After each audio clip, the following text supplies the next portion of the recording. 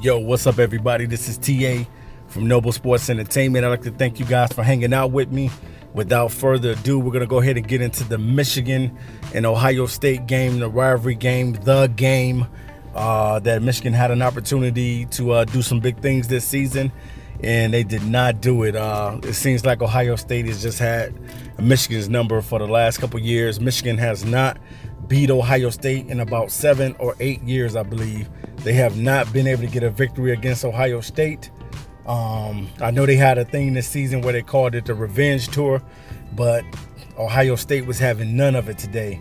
I definitely think that Dwayne Haskins, the quarterback, probably is possibly, because I know he broke the record for most TD passings in a single season. He probably more than likely is going to be the Heisman quarterback this season, unless somebody else some kind of way is able to get it. But I definitely think that Dwayne Haskins is going to end up getting the Heisman this season.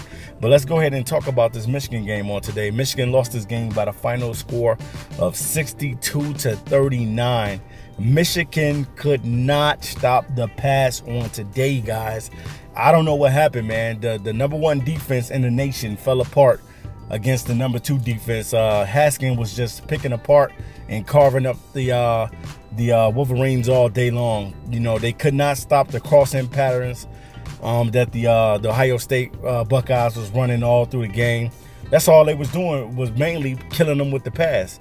And Michigan kept time after time leaving receivers open, and they paid for it. Shea Patterson did not look good today.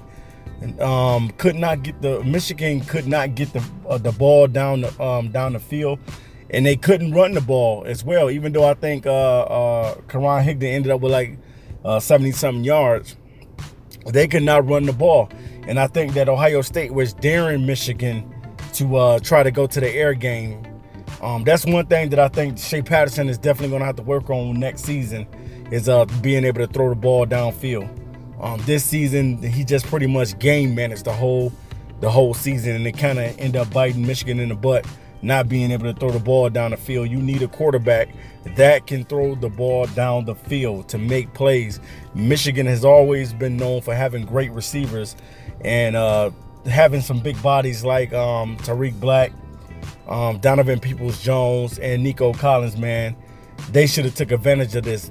Michigan should have watched the Maryland game. If they did not watch the Maryland game, they should have watched it, because Maryland pretty much picked apart the Ohio State Buckeyes. I cannot believe that the Maryland Terrapins look better than the Michigan Wolverines against Ohio State. That just does not make sense to me, guys.